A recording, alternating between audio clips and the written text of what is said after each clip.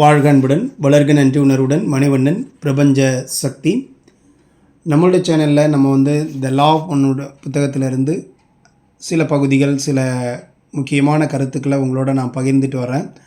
நேற்றைய காணொளி அந்த அட்டாச்மெண்ட் அண்டு லவ் இதை பற்றிய ஒரு கூடுதல் விளக்கமாக உங்களுக்கு அந்த காணொளி இருந்திருக்கும். அதை நிறைய பேர் பார்த்துருப்பீங்க. இன்றைக்கி நம்ம அடுத்த பாகத்திற்கு நம்ம போகிறோம். அதாவது 10வது பாகம் நம்ம போகிறோம். இது என்ன அப்படின்னா, பயம் மற்றும் அன்புக்கான ரூட் எனர்ஜி, அதுக்கான மூல காரணம் என்ன, ஃபியர் வெஸ் லவ் இதுக்கான மூல காரணம் என்ன அப்படின்னு தான் நம்ம பார்க்க போகிறோம். ஏன் இந்த மாதிரி வருது, அதாவது ஹை லெவல் ஓவர் வியூ, அதாவது இந்த உலகத்தில் இருக்கிற எல்லா தாட்ஸ், ஆக்ஷன், எமோஷன்ஸ் இது ரெண்டுமே ரூட் எனர்ஜிலேருந்து தான் வருது. ஸோ இது ரெண்டும் எதுலேருந்து வருது அப்படின்னு பார்த்தீங்கன்னா, ஃபியர் அப்படின்னா பயம் அப்படின்றது நமக்கு தெரியும், அன்பு, இந்த ரெண்டுலேருந்து என்ன மாதிரி நம்ம எஸ்டிஓ பாதையில் பயணிக்கிறோமா இல்லை எஸ்டிஎஸ் பாதைக்கு போகிறோமா அப்படின்றத நம்ம இந்த காணொலியில் தெரிஞ்சுக்க போகிறோம். இப்போ ஒரு மரம் இருக்குதுன்னு வச்சுக்கோங்களேன், அந்த ரூட் நல்லா இருந்துச்சு அப்படின்னா அது நல்ல ஒரு ஹெல்த்தியான க்ரோத், அதோடைய வேர் பாகங்கள் நல்லா இருக்குது அப்படின்னா அது நல்ல ஒரு வளர்ச்சி இருக்கும். அந்த ரூட் பாதிக்கப்பட்டுச்சு அப்படின்னா அந்த என்டையர் ட்ரீ, அந்த முழு மரமுமே பாதிப்படையும். அதே மாதிரி தான் இந்த ஃபியரோட ரூட் என்ன அப்படின்னா நெகட்டிவ் பேட்டர்ன்ஸில் இருக்கும். லவ்வோட ரூட் என்ன அப்படின்னா பாசிட்டிவ் க்ரோத்தில் இருக்கும். அப்போ இது ரெண்டோடைய ரூட் ரொம்ப முக்கியம். அப்போது பயம் அப்படின்னா என்ன, நான் பாதுகாப்பாக இல்லை அப்படிங்கிற ஒரு இன்னர் ஃபீலிங், நமக்குள்ளே நான் பாதுகாப்பாக இல்லை அப்படிங்கிற ஒரு இன்னர் ஃபீலிங், இல்லை எனக்கு ஏதாவது நடந்துடுமோ அப்படிங்கிற ஒரு ஃபீலிங். இப்போ இந்த ஃபியரோட ஸ்டேட் எப்படி இருக்கும், அங்கே மனசுக்குள்ளே எப்படி இருக்கும் அப்படின்னா இன்செக்யூரிட்டி, பாதுகாப்பின்மையை உணர்வாங்க, கண்ட்ரோலில் இருப்பாங்க, எப்பயுமே அவங்க கோபப்படுவாங்க, ஆங்கர், அடுத்து ஜெலசி, பொறாமை இருந்துகிட்டே இருக்கும், அட்டாச்மெண்ட்டில் இருப்பாங்க. இது எல்லாம் இருந்துச்சுனாலே அது காரணம் என்ன அப்படின்னா ஃபியர் இருக்கிறதுனால தான் இந்த மாதிரியான உணர்வுகள் அவங்கக்கிட்ட அதிகமாக இருக்கும். இப்போ ஒரு இருள் இருக்குதுன்னு வச்சுக்கோங்களேன், அந்த இருள் ஏன் அப்படி இருக்குது, அங்கே லைட் இல்லாதனால இருட்டாக இருக்குது அப்படின்னு அர்த்தம். இப்போ இந்த ஃபியர் அப்படிங்கிறது லவ் இல்லாத நிலை, அதாவது லவ் அப்படிங்கிறது லைட்டுன்னு வச்சுக்கோங்க. ஃபியர் இருந்துச்சு அப்படின்னா இருட்டாக இருக்குது அப்படின்னு அர்த்தம், அங்கே என்ன இல்லைன்னு அர்த்தம், லைட் இல்லை அப்படின்னு அர்த்தம். அப்போது இப்போ ஃபியர் அப்படிங்கிறது ஒரு இருள் போன்ற ஒரு சூழல், ஒரு இருளான நிலை அப்படின்றத பார்க்குறோம். லவ் அப்படின்னா என்ன அப்படின்னு பார்த்தீங்கன்னா, நான் பாதுகாப்பாக இருக்கிறேன் அப்படிங்கிற ஒரு இன்னர் ஸ்டேட்டு தான். அதாவது நம்மளுடைய மைண்டுக்குள்ளே அமைதியாக இருப்போம், நல்ல நம்பிக்கையோடு இருப்போம், எல்லாத்தையும் ஏற்றுக்கொள்ளக்கூடிய மனப்பக்குவம் இருக்கும், கருணை உள்ளத்தோடு இருப்போம். இது எல்லாம் இருந்ததுன்னா அந்த லவ் ஸ்டேட்டை வெளிப்படுத்தக்கூடிய ஃபீலிங்ஸாக இதெல்லாம் இருக்கும். அதாவது ஒளி அது வந்துச்சு, இந்த ஒளி வருது அப்படின்னா என்ன ஆகும், இருள் போயிடும். இதெல்லாம் வர ஆரம்பிச்சதுன்னா அந்த இருள் போயிடும் அப்படின்னு அர்த்தம். அப்போ லவ் வந்துச்சுன்னா ஃபியர் அதில் டிசால்வ் ஆகிடும், அதில் காணாமல் போயிடும். அப்போது ரெண்டுமே சேம் ஆக்ஷன். ஃபியர் வெஸ் லவ் என்ன இருக்குது அப்படின்னா, நீங்கள் ஒருத்தரை ப்ரொடெக்ட் பண்ணுகிறீர்கள் அப்படின்னு வச்சுக்கோங்களேன், அவர் கிடக்கூடாது அப்படின்னு நீங்கள் பண்ணலாம், நான் கண்ட்ரோல் பண்ணணும் அப்படின்னு நீங்கள் நினைக்கலாம். ஃபீலிங் அதில் என்ன ஆகுது அப்படின்னு பார்த்தீங்க அப்படின்னா ஒரு பதட்டம், அவர் கெட்டக்கூடாதுங்கிற ஒரு பதட்டம், அடுத்து ஒரு ஒரு ஒரு பரபரப்பான ஒரு மனநிலை இருக்கக்கூடியதாக இருக்கும். இதுவே லவ்னு வச்சுக்கோங்களேன், நான் அவரை கேர் பண்ணுறேன், ஆனால் அவரை நான் நம்பவும் செய்கிறேன். அப்போ என்ன ஆகும், இந்த ஃபீலிங் எப்படி இருக்குன்னா ரொம்ப அமைதியாக இருப்பாங்க, ரொம்ப ஒரு கிளாரிட்டியோடு இருப்பாங்க, தெளிவாக இருப்பாங்க, அவரை குறித்து ஒரு தெளிவு இருக்கும். அப்போ இதில் என்ன அப்படின்னா ஆக்ஷன் ரெண்டு பேருக்குமே சேம் தான், ஆனால் இந்த எனர்ஜி என்ன பண்ணுது, ரெண்டு பேருக்குமே மாறுபடுது. இது நல்லா நான் நேற்றே உங்களுக்கு ஒரு புரிதல் விளக்கத்துக்காக நேற்றைய வீடியோ போட்டிருந்தேன். ஏன் நம்ம இந்த பகுதிகளை கேட்கணும் அப்படின்னா, நம்ம முதல்ல எஸ்டிஎஸில் இருக்கிறோமா எஸ்டிஓ பாதையில் இருக்கிறோமா அப்படின்னு நம்ம முதல்ல தெரிஞ்சுக்கணும். நாம் எஸ்டிஓ பாதையில் இருக்கணும்னா நம்ம என்னென்னலாம் பின்பற்றணும், நம்மக்கிட்ட என்னென்னலாம் கரெக்ட் பண்ணணும், ஸோ நம்மளை எந்தெந்த இடத்துல செக் பண்ணி நம்மளை ஒரு அவேர்னஸுக்குள்ளே கொண்டுட்டு வரணும் அப்படிங்கிறதுக்கான விளக்கங்கள் தான் இந்த லா பொண்ணில் நமக்கு நிறைய கொடுத்துருக்காங்க. நான் சொல்கிற செய்திகள் உங்களுக்கு இன்னும் புரியலை, இன்னும் தெளிவு கிடைக்கல அப்படின்னாலும் கமெண்ட்டில் கொடுங்க. எந்த பார்ட் வேணும் அப்படின்னு சொன்னிங்கன்னா அதை இன்னும் கொஞ்சம் தெளிவுபடுத்தலாம். இல்லைன்னா நீங்கள் அந்த புத்தகத்தை வாங்கி நீங்களே படிச்சிங்கனாலும் உங்களுக்கு நிறைய விஷயங்கள் கிடைக்கும். இந்த லா பொன் டீப்பாக அதோட என்ன சொல்கிறாங்க அப்படின்னு கேட்டிங்கன்னா, லவ் அப்படிங்கிறது யூனிட்டி ஒன்றாக இருக்கிறது.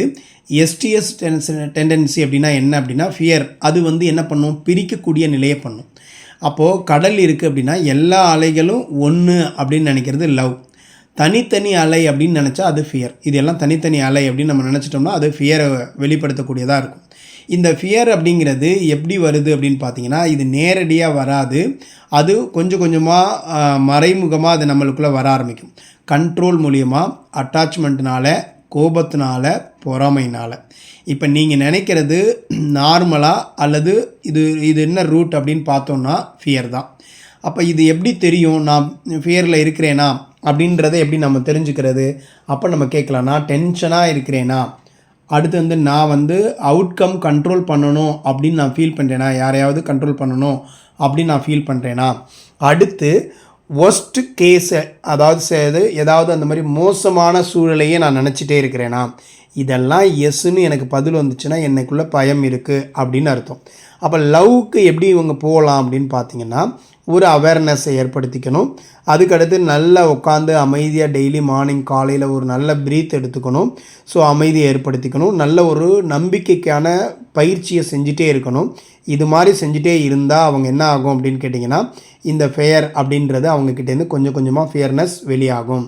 ஸோ இது உண்மையான வாழ்க்கையில் நம்ம வந்து இந்த ஃபியர்னஸ் வந்து ஏதாவது ஆயிட்டு பேனிக் ஆகுது அப்படின்னா என்ன பண்ணுறது? அப்போ அவர் சேஃபாக இருப்பார், அவர் வந்து அமைதியாக இருப்பார்.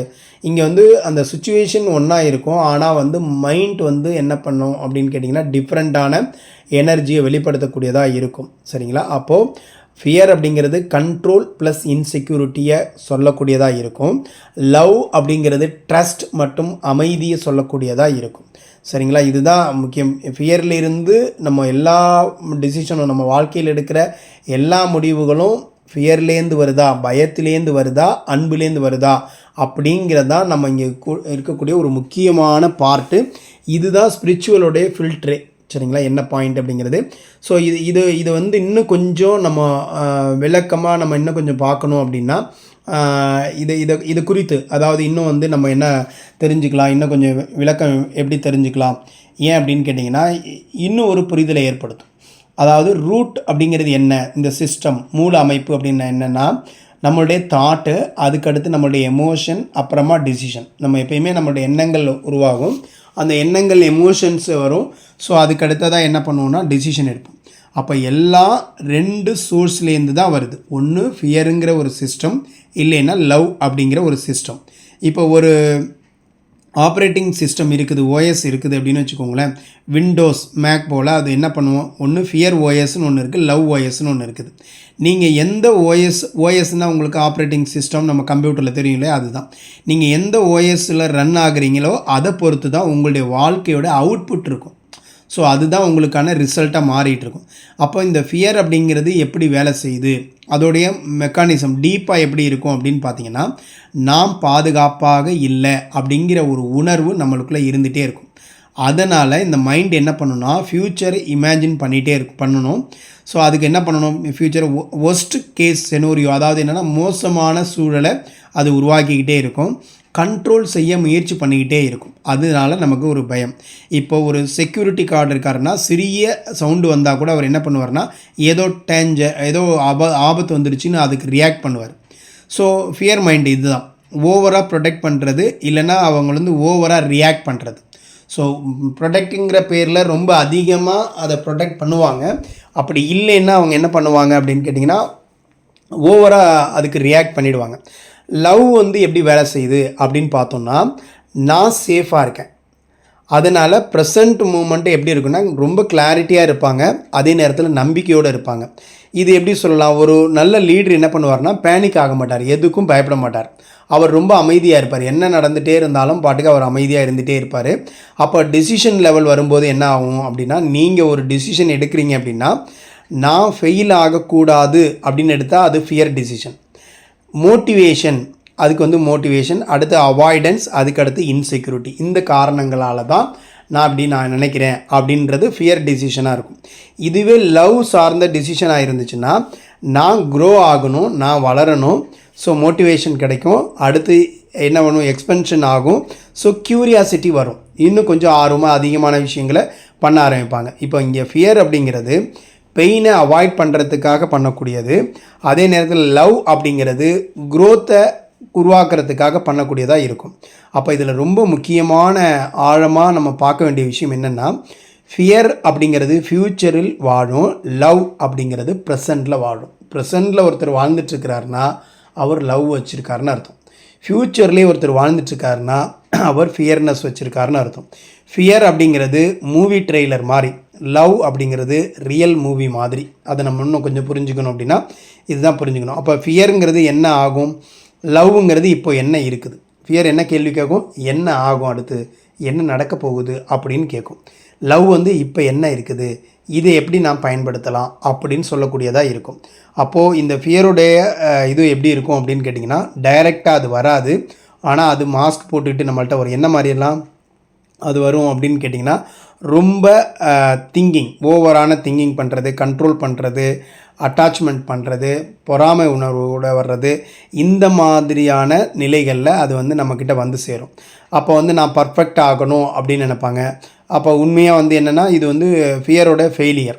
சரிங்களா? எப்படி இதை கண்டுபிடிக்கலாம் செல்ஃபா அப்படின்னு கேட்டிங்கன்னா, இந்த தாட் அமைதியை தருதா, எஸ் அப்படின்னா லவ், இல்லை அப்படின்னா ஃபியர். நான் எக்ஸ்பெண்ட் ஆகிறேனா அல்லது ஷ்ரிங்க் ஆகிறேனா அப்படின்னு கேட்குறாங்க. அதுமாரி நான் ட்ரஸ்ட் பண்ணுறேனா அல்லது டவுட் பண்ணுறேனா அப்படின்ற கேள்வியை நம்ம கேட்டு பார்க்குறோம். ஸோ இதெல்லாம் ஒரு ப்ராக்டிக்கலாக நம்ம பண்ணுறோம். அப்போ ஒரு அவேர்னஸ், அதுக்கடுத்து நமக்குள்ளே ஒரு ஃபியரான தாட் வருது, கொஞ்சம் பாஸ் பண்ணுறோம். அப்புறம் இதுமாரி ரீஃப்ரேம் பண்ணிகிட்டே இருக்கிறோம். நம்ம இதுமாதிரி ஒஸ்ட் ஆகக்கூடாது அப்படின்னு நம்ம நினைக்கணும். அடுத்து லவ் பேஸ்டு ஆக்ஷன் சூஸ் பண்ணணும் அப்படின்றதுல நம்ம தெளிவாக இருக்கணும். இப்போ 2 வழி, ஒன்று ஃபியர் ரோடு அப்படின்னு ஒன்று இருக்குது, அது நேரோவாக. அதே பக்கத்தில் லவ் ரோடு அப்படின்னு ஒன்று இருக்குது, அது ஓப்பனாக இருக்குது. சரிங்களா? நீங்கள் எந்த ரோடை செலக்ட் பண்ண போகிறீங்க? சுச்சுவேஷன் என்ன அப்படின்னா, நீங்கள் ஜாப் சேஞ்ச் பண்ண நினைக்கிறீங்க. ஃபியர்னா ஃபெயில் ஆகிட்டா ஸ்டே, அதனால அந்த ஜாப்பில் அப்படியே இருந்துடலாம். லவ், நான் ட்ரை பண்ணலாம், கற்றுக்கொள்ளுவேன் அப்படிங்கிற மனநிலை அங்கே இருக்கும். ஸோ இங்கே என்னென்னா, அவுட்கம் சேமாக இருந்தாலும் எக்ஸ்பீரியன்ஸ் வேறு வேறையாக இருக்கும். இதில் ரொம்ப முக்கியமான கிளாரிட்டி நம்ம என்ன புரிஞ்சுக்கணும் அப்படின்னா, ஃபியர் அப்படிங்கிறது சர்வைவல் பண்ணக்கூடிய மோடு, லவ் அப்படிங்கிறது எக்ஸ்பென்ஷன் மோடு. அது இன்னும் பெருசாகிட்டே போயிட்டுருக்கோம். ஸோ அதுக்கு முடிவே இல்லை, அது இன்னும் வளர்ந்துட்டே இருக்கும் அப்படிங்கிற ஒரு முக்கியமானது. அப்போ நீங்கள் எத்தனை சதவீதம் ஃபியரில் இருக்கிறீங்க, எத்தனை சதவீதம் லவ்வில் இருக்கிறீங்க அப்படிங்கிறதான் நம்ம வாழ்க்கையினுடைய குவாலிட்டி. அதுதான் உங்களை கான்சியஸ்னஸ் லெவலில் வச்சுருக்கக்கூடியதாக இருக்கும். அப்போது ஒருத்தர் என்ன பண்ணுறாருனா, ஒரு நல்ல டிசிஷன் எடுக்கிறாரு, லாஜிக்கலி அவர் என்ன பண்ணுறாரு அப்படின்னு கேட்டிங்கன்னா கரெக்ட் பண்ணுறாரு. ஆனால் அது ஃபியர் அவாய்ட் பண்ணுவதற்காக அப்படின்றது தான் ரொம்ப முக்கியமானது. அப்போ கரெக்டு டிசிஷனா அல்லது லிமிட்டிங் டிசிஷனா அப்படின்னா, இதை பற்றி நம்ம யோசித்தோம் அப்படின்னா நம்ம என்ன பண்ணுறோம் அப்படின்னா, இது என்ன மாதிரியானது, ஃபியர்லேருந்து வருதா இல்லை லவ்லேருந்து வருதா அப்படிங்கிற ஒரு புரிதல் நம்மளுக்குள்ளே வர ஆரம்பிச்சிடும். ஏன் அப்படின்னு கேட்டிங்கன்னா, நமக்கு நிறைய நேரங்களில் நம்ம என்ன நினைக்கிறோம் அப்படின்னா, நிறைய முடிவுகள் நம்மளுடைய வேலை சார்ந்ததாக இருக்கட்டும் அல்லது நம்மளுடைய படிப்பு சார்ந்த, சின்ன வயசுலேருந்தே பார்த்துக்கோங்களேன், ஒரு விளையாட்டு விளையாடணுன்னாலும் சரி, இல்லை ஒரு ட்ரீமை வைக்கணுன்னாலும் சரி, நம்ம என்ன சொல்லி வளர்க்கப்பட்டிருக்கோம் அப்படின்னு கேட்டிங்கன்னா, இந்த மாதிரி அந்த மாதிரி ஒரு அமைப்பை நம்மக்கிட்ட நம்மளுடைய பேரண்ட்டோ அல்லது நம்மளை சுற்றி இருக்கிறவங்களோ இல்லை நம்மளுடைய சமுதாயமோ தெரிந்தோ தெரியாமலோ அந்த மாதிரி ஒரு ரூட்டை உருவாக்கிட்டாங்க. என்ன அப்படின்னா, நீ நல்லா படிக்கலைன்னா நல்ல வேலைக்கு போக முடியாது. ஸோ நல்ல வேலைக்கு போகலை அப்படின்னா உன்னுடைய வாழ்க்கை நல்லா இருக்காது. அப்போ உன்னுடைய வாழ்க்கை நல்லா இல்லைன்னா உன்னை யாரும் மதிக்க மாட்டாங்க. உன்னை யாரும் மதிக்கலைன்னா நீ பிறந்ததே வேஸ்ட் அப்படின்னு சொல்லி ஒரு இது கொடுத்துருவாங்க. அப்போ நம்ம என்ன பண்ணிகிட்டு இருப்போம், நம்ம நல்லா படிக்கலைன்னா நம்ம வேஸ்ட்டு, ஸோ நம்ம நல்லா படிக்கலாம், யாரும் மதிக்க மாட்டாங்க, அப்போ நல்லா சம்பாதிக்க முடியாது. இந்த மாதிரியான ஒரு தாட் வரும்பொழுது, அப்போ படிப்பு ஒரு வேளை நமக்கு வரலைன்னு வச்சுக்கோங்களேன், அப்போ படிக்க முடியல அப்படின்னா நமக்குள்ளே ஒரு பயம் வந்துடும். ஸோ எதுக்குனால பயம் இந்த பயம் எங்கேருந்து க்ரியேட் ஆணுச்சு, நம்மக்கிட்ட இது மாதிரி சொல்லியிருக்காங்க, அதனால அந்த பயம் நம்மக்கிட்ட க்ரியேட் ஆனோடனே ஸோ இதெல்லாம் நினச்சிக்கிட்டே ஒரு மாணவன் பரீட்சை எழுதும்போதோ எக்ஸாம் எழுதும்போது என்ன நடக்கும் அப்படின்னு கேட்டிங்கன்னா, அவங்களுக்கு அந்த விடைகள் தெரிந்திருந்தால் கூட அதை அவங்களால சரியாக எழுத முடியாது. அதில் என்ன ஆவாங்க அப்படின்னு கேட்டிங்கன்னா ஃபெயில் ஆகிடுவாங்க. இப்போ தெளிவாக நான் என்ன நடந்தாலும் நான் முயற்சி பண்ணி பார்க்குறேன். இங்கே ஒரு உண்மையான அன்பின் வழியில் நீங்கள் போகிறீங்க அப்படின்னா உங்களை யாரும் என்ன பண்ண மாட்டாங்க, பயமுறுத்து, பரவாயில்ல ட்ரை பண்ணு, உன்னால் முடிஞ்சதை பண்ணு, பெஸ்ட்டாக பண்ணு, வந்தாலும் பரவாயில்ல, வரலைன்னா ஒன்றும் பிரச்சனை இல்லை, அடுத்து ட்ரை பண்ணிக்கலாம். ஸோ இதுதான் வாழ்க்கை கிடையாது. இன்னும் நிறைய விஷயங்கள் இருக்குது, நம்ம நிறைய கற்றுக்கணும், வாழ்க்கையில் இன்னும் நிறைய விஷயங்களை கற்றுக்கணும். ஸோ உனக்கு உன்னுடைய திறமை என்னன்னு கண்டுபிடி, உன் திறமையை நோக்கி நீ பண்ண ஆரம்பி, அதுதான் உனக்கு வாழ்க்கை அப்படின்னு நம்மளை கைட் பண்ணிகிட்டே இருப்பாங்க. இப்படி பண்ணும் பொழுது என்ன ஆகும்னா, அந்த நபர் வந்து எதுக்குமே பயப்பட மாட்டார், ரொம்ப காமாக அமைதியாக எல்லாத்தையும் எதிர்கொள்வார். ஸோ அவருக்கு வந்து பார்த்தீங்க அப்படின்னா சக்ஸஸ் கிடச்சிட்டே இருக்கும்.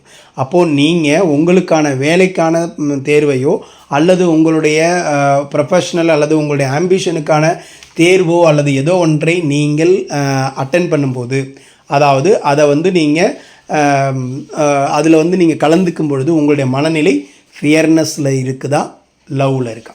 ஃபியர்னஸோடு நீங்கள் அந்த விஷயத்தை எழுத போனீங்கன்னா அதனுடைய ரிசல்ட் வந்து மேக்ஸிமமாக அதிகபட்சமாக அது வந்து என்னவா முடியும் அப்படின்னா தவறாக தான் முடியும். அப்போ நிறைய பேருக்கு வந்து நல்லா படிச்சிருக்காங்க, நல்ல நாலேஜ் இருக்குது, நல்ல அறிவு இருக்குது, ஆனாலும் கூட அவங்க ஜெயிக்கிறதில்ல. என்ன காரணம் அப்படின்னா அவங்க அந்த ஃபியர்னஸை மூல காரணமாக ரூட்டாக வச்சுருந்துருப்பாங்க. ஸோ நீங்கள் அமைதியாக இருந்தீங்க அப்படின்னா என்ன நடக்கும் அப்படின்னா, நீங்கள் அந்த தேர்வை ரொம்ப வெற்றிகரமாக எழுதி முடிப்பீங்க, சக்ஸஸாக பண்ண முடியும். ஸோ உங்களுக்கு சக்ஸஸ் கிடைக்கும். ஸோ நிறைய பேர் வந்து பார்த்திங்கன்னா ரொம்ப ஆவரேஜாக இருப்பாங்க, ஆனால் அவங்களுக்குள்ள அந்த லவ் அதிகமாக இருக்கிறதுனால அவங்க அந்த எல்லா தேர்வையும் ரொம்ப சாதாரணமாக அட்டன் பண்ணி வாழ்க்கையில் வந்து ரொம்ப சக்ஸஸ்ஃபுல்லாக இருந்துகிட்ருப்பாங்க. காரணம் என்ன அப்படின்னா, அவங்க அந்த மனசுக்குள்ளே அன்பின் பாதையை கொஞ்சம் பயணம் பண்ணிகிட்டே இருக்கிறதுனால, எல்லாத்தையும் ரொம்ப எளிதாக எடுத்துக்கிறதுனாலையும் ஃபியர்னஸ்ஸை அவங்கக்கிட்ட விடுறதில்லை. ஸோ அதனால் அவங்க வாழ்க்கையில் சக்ஸஸ் பண்ண ஆரம்பிச்சிடுறாங்க. இதே மாதிரி தான் ஒவ்வொரு இடத்துலையும், இந்த உறவுகள்லேயும் பார்த்திங்க அப்படின்னா, இந்த உறவுகிட்ட நான் இப்படி பேசுனா இல்லை சமுதாயம் நான் வந்து நல்லா இல்லை அப்படின்னு நினச்சி என்னை ஒதுக்கிடுச்சுன்னா, நான் அழகாக இல்லை அப்படின்னு சொல்லி சமுதாயம் ஒதுக்குனுச்சு அப்படின்ற ஒரு பய உணர்வு அவங்களுக்குள்ள வந்துருச்சு அப்படின்னா, அந்த பயத்தினால அவங்க என்ன பண்ணுவாங்க அப்படின்னா தன்னை வந்து தாழ்வு மனப்பான்மைக்குள்ளே கொண்டு போயிடுவாங்க. ஸோ அவங்களால எந்த ஒரு வேலையும் சக்ஸஸ்ஃபுல்லாக செய்ய முடியாது. ஸோ அவங்களுடைய வாழ்க்கையில் ஒரு அச்சீவ்மெண்ட் எதுக்கும் போக முடியுமானா போக முடியாது. என்ன காரணம்? ஸோ அவங்கக்கிட்ட அந்த ஃபியர்னஸ் வந்துடுச்சு. அப்போ இந்த ஃபியர்னஸ் வந்ததுனால என்ன ஆச்சு அப்படின்னு கேட்டிங்கன்னா, அவங்கக்கிட்ட மற்ற எல்லா உணர்வுகளும் வந்து சேர்ந்துடும். ஸோ இப்போ அவங்க வந்து எஸ்டிஎஸ் பாதையில் தான் பயணம் பண்ணக்கூடியவங்களாக இருப்பாங்க. அதனால் நம்ம என்ன பண்ணணும் அப்படின்னு கேட்டிங்கன்னா, அன்பின் தெளிவான அன்பான அந்த பாதையை எடுத்துக்கிட்டிங்க அப்படின்னா, எல்லாத்தையும் நேசிக்க கற்றுக்கிட்டிங்கன்னா, உங்களுடைய வேலையை, இப்போ இருக்கக்கூடிய வேலையை, இப்போ இருக்கக்கூடிய மக்களை, ஸோ ஒவ்வொன்றையும் நேசிக்க கற்றுக்கிட்டிங்கன்னா, இந்த வாழ்க்கை குறித்த ஒரு தைரியமும் துணிச்சலும் எதிர்கொள்ளக்கூடிய நம்பிக்கையும் உங்கள்கிட்ட வரும்பொழுது, ஸோ எல்லாத்தையுமே நீங்கள் என்ன பண்ணுவீங்க அப்படின்னு கேட்டிங்கன்னா, ரொம்ப ரொம்ப சக்ஸஸ்ஃபுல்லாக பண்ண ஆரம்பிச்சிடுவீங்க. அப்போ உங்களுக்கு எல்லாமே அடுத்தடுத்து வெற்றிகளாக வர ஆரம்பிக்கும். அப்போ அதுதான் நீங்கள் எஸ்டிஓ பாதையில் பயணிப்பதற்கான ஒரு வழியாக இருக்கும். அப்போது இங்கே வந்து ஃபியர்வெஸ் என்ன வருது? லவ் வருது. பயமும் அன்பும், இந்த இதில் எது ஜெயிக்க போகுது? அப்போ பயம் இருந்தது, அதுக்கான ரூட் இருந்துச்சுன்னா நிறைய ஆக்ஷன் நம்ம எல்லாம் ஒன்றா தான் இருக்கும். நான் வாழ்க்கையில் முன்னெச்சரிக்கையாக இருக்கிறேன் அப்படின்னு சொல்லிட்டு நிறைய விஷயங்களை நிறைய பேர் என்ன பண்ணுவாங்கன்னா முன்கூட்டியே திங்க் பண்ணிகிட்டே இருப்பாங்க. இல்லை நான் வாழ்க்கைக்கு இப்போ என்ன வேணுமோ அதையெல்லாம் நான் பண்ணிகிட்டே இருக்கிறேன் அப்படின்னு ஒரு பார்ட் பண்ணுவாங்க. அப்போ நம்ம நிறைய முன்னெச்சரிக்கைங்கிற பேரில் நம்ம பண்ணுறோம் அப்படின்னா, பயத்தினால நான் அப்படி இருந்தால் இப்படி இருந்தால் என்ன ஆகிடுச்சுன்னா இதுவாகிடுச்சுன்னா அவங்க எதையுமே புதுசாக ஒரு க்ரியேட்டிவிட்டியாவோ புதுசாகவோ எதுவுமே பண்ண முடியாத ஒரு சூழலில் அவங்க இருப்பாங்க. நிறைய நாலேஜ் எடுத்துக்கிறதுனாலையும் ஆரோக்கியத்தை நான் நல்லா வச்சுக்க வேண்டியது இல்லையா? இப்போ இதெல்லாம் நான் அதாவது பயம் அப்படிங்கிறது, ஐயோ நிறைய எக்ஸசைஸ் பண்ணணும், நிறைய யோகா பண்ணணும், தியானம் பண்ணணும், இதெல்லாம் பண்ணலைன்னா உடம்பு ரொம்ப இதாகிடும் அப்படின்ற உணர்வு இருக்குது. இது ஒரு பார்ட், யோகா பண்ணணும். ஸோ இதே இன்னொருத்தருக்கு என்னென்னா, அவரும் யோகா பண்ணணும்னு நினைக்கிறாரு, ஆனால் அவர் இன்னொருக்கு என்ன இருக்குன்னா, யோகா பண்ணால் ரொம்ப அமைதியான மனசு இருக்கும். ஸோ யோகா பண்ணால் இந்த உடல் ரொம்ப ஆரோக்கியமாக இருக்கும், அதுக்காக நான் யோகா பண்ணுறேன், அவ்வளோதான். அவர் பண்ணலைன்னா அது என்ன பண்ணுறதுலாம் யோசிக்க மாட்டார். ஆனால் இவர் பண்ணலைன்னா இப்படி ஆகிடும் அப்படி ஆகிடும், பயத்தினால ஒருத்தர் யோகா பண்ணுறாரு. ஸோ ரெண்டு பேருமே யோகா பண்ணணுங்கிற மைண்ட் செட் இருக்குது, ஆனால் அவர் பயத்தினால பண்ணணும்னு நினைக்கிறாரு, இவர் அமைதியாக இருக்கிறதுக்கான ஒரு அற்புதமான வழியாக நினச்சி அதை பண்ணுறாரு. ஸோ பண்ணலைன்னாலும் ஒன்றும் இவர் அதை பற்றி யோசிக்கிறது இல்லை. அடுத்தடுத்து அன்றைக்கி என்ன பண்ண முடியுமோ அதை பண்ணிவிட்டு போயிட்டே இருப்பார். சரிங்களா? இதுதான் இங்கே இருக்கக்கூடிய நிறைய விஷயங்களை நம்ம பார்க்கணும். ஒவ்வொன்றுமே பயத்தையும் அந்த அன்பையும் சார்ந்து எடுக்கப்படக்கூடியதாக இருக்கும். இப்போ ஒருத்தர் நிறைய கடன் ஆகிடுது, இல்லை அவங்களுடைய வாழ்க்கையில் நிறைய பொருளாதார ரீதியாக கடன் ஆகிடுது அப்படின்னா, அவர் உடனே அதை நினச்சி பயந்தார் அப்படின்னா என்ன ஆகும்?